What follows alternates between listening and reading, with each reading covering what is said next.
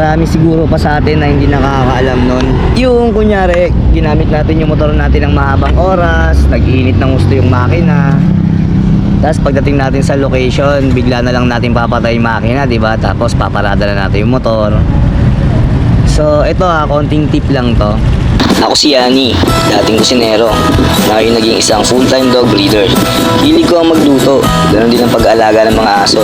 Pero ang isa sa mga nagpapasaya sa akin, ang magmotor at pumunta sa magagandang lugar. Kaya tara, samahan niyo ako.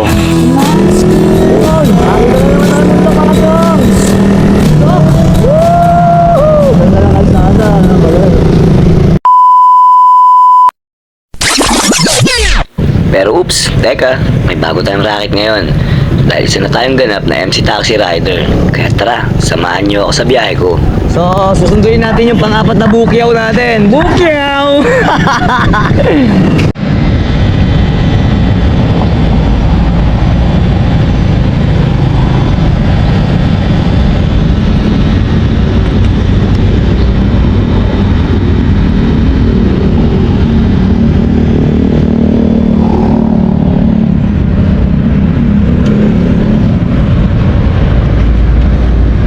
So yun mga kabukyaw, no, marami siguro pa sa atin na hindi nakakaalam nun. Yung kunyari, ginamit natin yung motor natin ng mahabang oras, nag-iinit ng gusto yung makina. Tapos pagdating natin sa location, bigla na lang natin papatay yung makina, diba? Tapos paparada na natin yung motor. So ito konting tip lang to. Kalimitan kasi kapag gano'n ang ginagawa natin, mainit pa yung makina, diretso patay, tas parada. Yun yung isa sa nagkokos kung bakit nasisiraan tayo ng oil pump seal. So, si oil pump seal, sa hindi nakakaalam, siya yung nakaharang dun sa oil natin, no? Para hindi maghalo yung oil natin sa makina at yung coolant natin. So siya yung nagiging namamagitan sa dalawa na yon. Kumbaga siya yung divider. Ngayon, kapag mainit yung makina natin, mainit yung langis, hindi niya napalamig ng maayos, maaaring dun lumobo yung oil seal. So kapag lumobo siya mga kabukyaw, ang tendency, meron na kayong maririnig dito sa right side na parang sipol. So ibig sabihin, tumaba siya na magana dahil naluto sa langis yun, sa init ng langis, kaya siya namaga. Ang magiging cause nun, sisipol. So yung sipol na yon, kapag napabayaan yon, lalala yun. And then doon na pwedeng mangyari yung hindi dapat mangyari, na maghalo yung coolant natin doon sa makina natin sa langis, no? So masisira yung makina natin doon. So nalaman ko yon dahil etong ang motor ko, sumipol to noon. So research ko, isa siya sa naging cause talaga yung pagsipol niya. At tumaba rin yung ano ko, yung oil pump seal. So tumaba rin siya nung natanggal ko na siya. Napansin ko nga naman, kinumpare ko dun sa bago ko, ang laki ng tinaba niya. So sumisipol yon dahil dito tumatama siya kasi sa loob niya merong propeller, umiikot yon. So yung propeller na yon, nakadikit siya doon sa mismong oil pump seal. So ngayon pag tumaba siya, itutulak niya yung parang hélice na yon, yung propeller, palabas dito. So ang tendency, tatama yung propeller dito, nagkukos siya ng ingay. Mapapansin nyo dyan, may kahig na yan sa loob niyan, itong takip na to. So yun yung mangyayari nun mga kabukyaw.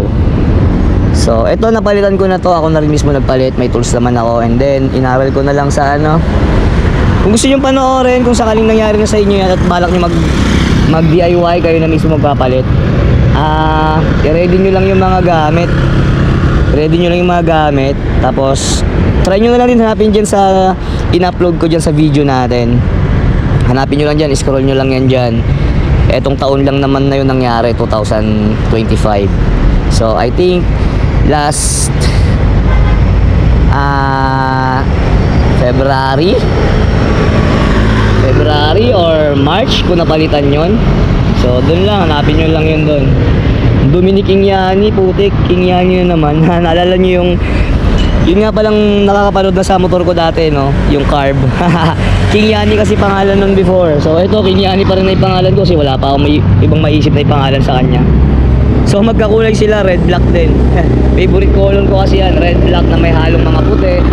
Pero ito kasi hindi ko pa napapagawa ng sticker. So bahala na susunod pag nagpalit tayo sticker. Although bago pa naman yung sticker na ito. At yun, nasa biyahe pala ako ngayon mga kabuyaw. Tamang ano lang, sharing lang ako. Kasi isa pa pala sa mga tip, no, kunyari nag long ride na kayo or mainit yung makina nyo, kasi pag naabot na nung fan natin, yung designated heat, doon lang siya mag-o-open eh. Kaya huwag kayong magtaka minsan kahit na bumabiyahe kayo, malayo yung binahe nyo pero hindi umaandar. Depende kasi yan sa lugar. So kung yung binabiyahe nyo straight tapos medyo maganda yung klima ng panahon, hindi yan basta-basta aandar. So pag dito ka sa Metro Manila, once na na-traffic ka na, si traffic kasi mas mataas yan mag-cause ng heat sa makina natin. Madali niyang painitin yung langis natin. So meron siyang designated heat na masisense. Kaya dun lang siya gagana. So ang gawin nyo, kunyari pag off nyo ng makina nyo, nag long ride kayo, mainit ang panahon, gaya nung pinarinig ko sa inyo nung una, sana narinig dito sa video natin, no? Kaya blinag ko na rin kasi nga nung pag stop ko dito, inon ko lang yung susian. So naka-on lang siya, gaya niyan. Yan. So naka-on lang siya and then narinig ko, bzzz, gumaganon siya. Tapos sa gilid ng pagitan ng hita ko, umiinit dito sa singawan. Yan. Tsaka dito. So naramdaman ko, umaandar yung fan, kaya blinag ko na rin para ma-share sa inyo. So basic tips lang to. Pag nag long ride kayo, malayo yung biniyahe nyo, tapos napansin nyo, in-off nyo yung makina ng motor nyo dahil wala naman kayo nararamdaman na gumagana na fan, huwag nyo papatayin ng ganun yon. Kasi malay nyo, bago kayo mag-stop, umikot na yung fan. So syempre meron siyang ilang minutes na umaandar eh. So malamang baka hindi nyo na napansin, umaandar siya bago pa lang kayo pumarada. And then pag hinto nyo, pag off nyo, hindi nyo naramdaman na umaandar, in-off nyo na, pinarada nyo na. So mali, open nyo pa rin to. Observe nyo lang siya kahit mga 1 to 2 minutes. Yun, on nyo lang yung susi, hayaan nyo lang naka-on. Tapos kasi minsan kusa siyang umaandar, gaya nung nangyari ngayon sa akin dito kanina. Although maraming beses ko na yan nararamdaman dahil nga bumabiyahe ako ng Move It. So napapansin ko yan, tuwing bumababa ako sa motor ko, naka-on lang talaga siya. Huwag lang kayong lalayo syempre baka agawin naman sa inyo yung motor nyo. Bantayan nyo rin syempre, tsaka huwag nyo kalimutan din na bunutin yung susi nyo. Lalo na pag pumaparada na kayo sa mall o kaya may pinuntahan kayo. So ganun lang gawin nyo.